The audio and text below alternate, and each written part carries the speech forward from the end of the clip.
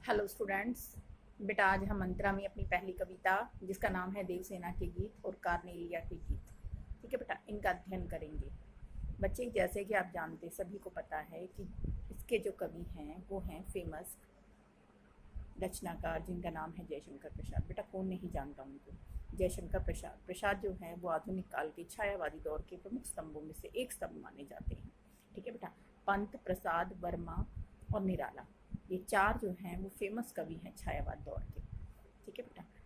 उसी दौर के कवि प्रसाद जो हैं वो सबसे ज़्यादा फेमस हैं। इन्होंने अनेक रचनाएं लिखी हैं बेटा। इनका जन्म जो है वो 1889 में 1889 में हुआ था, ठीक है बेटा। उत्तर प्रदेश से संबंधित हैं ये। साथ ही इनकी अनेक, क्योंकि काशी में इनका जन्म हुआ था, इन्होंने अनेक रचनाएं लिखी हैं। इनकी रचनाएं बड़ी ही फेमस है। कई भाषाओं के ज्ञाता भी ये रही हैं। इन्होंने खड़ी बोली में बाद में अपनी रचनाओं को लिखा है। देखा जाए तो इनके नाटक जो हैं वो सबसे ज़्यादा फेमस हैं, चाहे वो स्कंदगुप्त लो, चाहे वो चंद्रगुप्त लो, ध्रुव स्वामिनी लो, कितने ही इनके प्रसिद्ध नाटक हैं। ऐतिहासिक नाटकों में इनका कोई तोड़ नहीं है, ठीक है बेटा। वहीं इन्होंने अनेक उपन्यास भी लिखे हैं।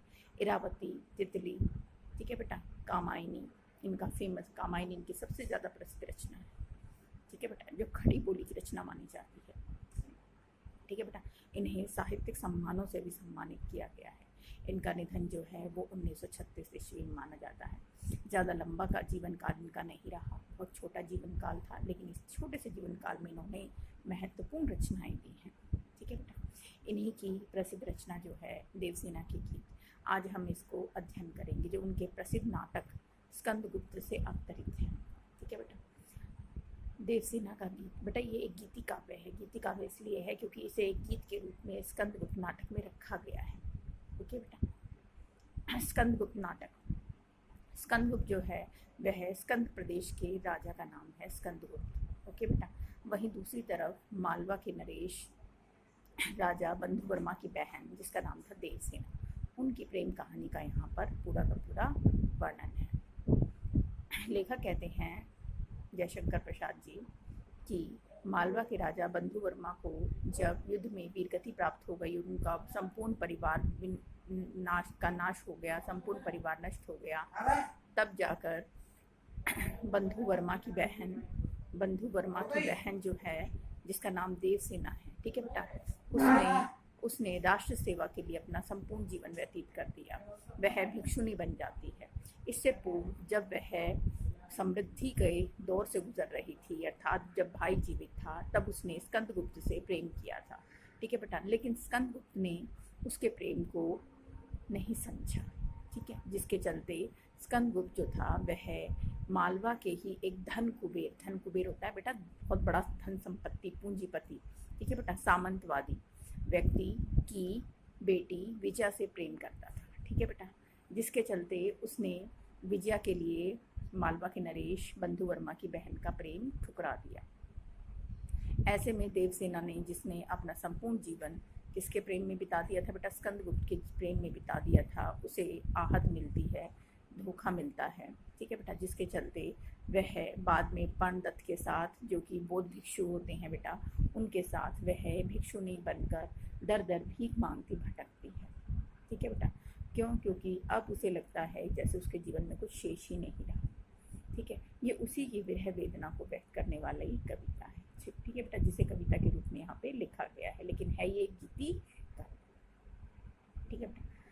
लेखक कहते हैं क्योंकि रचनाकार के रूप में है, इसलिए हम कवि और रचनाकार या लेखक कुछ भी कह सकते हैं। क्योंकि जयशंकर प्रसाद फेमस लेखक थे बेटा, तो वहीं फेमस कवि भी थे। इसका मतलब रचनाकार के रूप में उन्होंने उपन्यास भी बहुत लिखे हैं, ठीक है।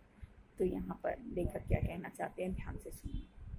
लेखक कहते हैं कि आह वेदना मेले विदाई, यानी यहाँ पर देवसेना अपने दुख को व्यक्त करते हुए कहती है उसे अपने पूरे जीवन में केवल वेदना ही वेदना मिली है, अर्थात पीड़ा ही पीड़ा मिली है। क्योंकि स्कंदगुप्त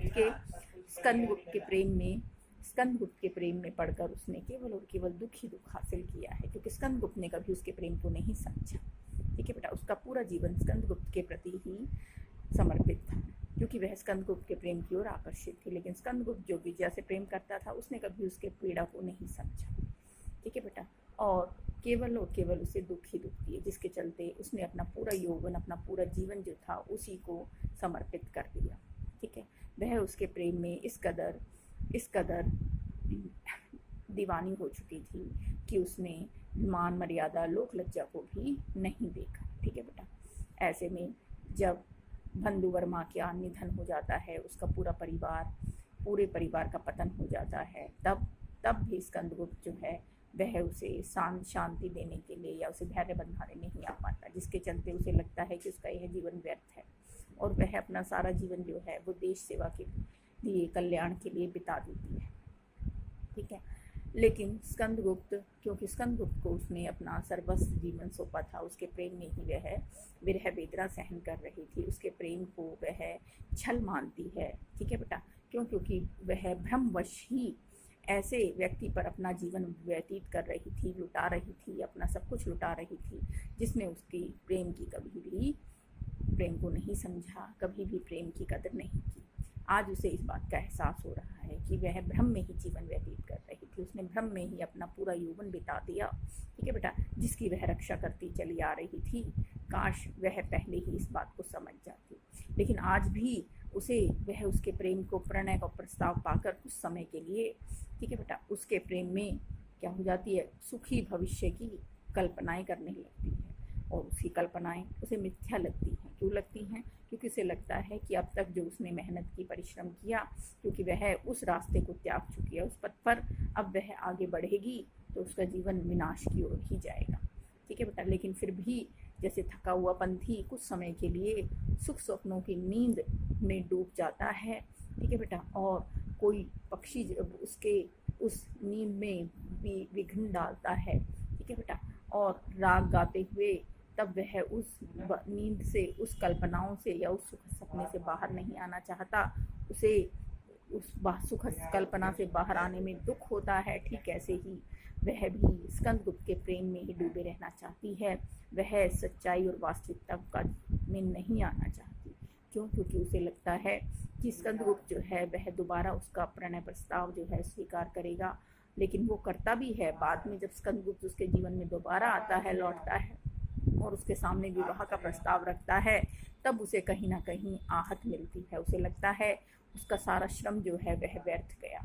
ठीक है बेटा, और अब वह भावी कल्पनाएं करके, भविष्य के सुखद जीवन की कल्पनाएं करके अपने इस जीवन के अथक श्रम को व्यर्थ कर रही है। ठीक है बेटा, इसलिए वह उसके प्रणय प्रस्ताव को ठुकराते हुए दोबारा से प्रलय के रथ पर सवार हो जाती है, क्योंकि उसे लगता है कि उसका जीवन जो है वह प्रलय के रथ पर सवार है। अर्थात वह इस उम्र में, इस दौर से, ठीक है बेटा, जिस उम्र में अब वह पुनः लौट नहीं सकती, क्योंकि उसका यौवन तो बीत चुका है, अब वह दोबारा उस रास्ते पर नहीं चल सकती। अर्थात दोबारा उसका जीवन जो है वह सुखद कल्पनाओं को नहीं संजो सकता, इसलिए वह उसके प्रणय निवेदन को अस्वीकार करते हुए, ठीक है बेटा, अपने जीवन में आगे बढ़ने का लक्ष्य जो है वह लिए हुए चली जाती है। वह स्कंदगुप्त के प्रेम को पुनः स्वीकार ना करते हुए, ठीक है बेटा, देश हित और राष्ट्र हित में ही जुट जाती है। ठीक है बेटा, कुल मिलाकर छोटी सी गीत के माध्यम से देवसेना ने जीवन की वास्तविकता को भी स्वीकारा है। ठीक है बेटा, वो वास्तविकता जिसे हम कई बार झुठला देते हैं। वास्तविक परिस्थितियों का सामना देवसेना जो है बड़े ही कठोर भाव से करती है। ठीक है बेटा, लेकिन वहीं वह अपनी मानसिक पीड़ाओं को भी छुपा नहीं पाती, उसे भी वह अभिव्यक्त करने का प्रयास करती है। धन्यवाद।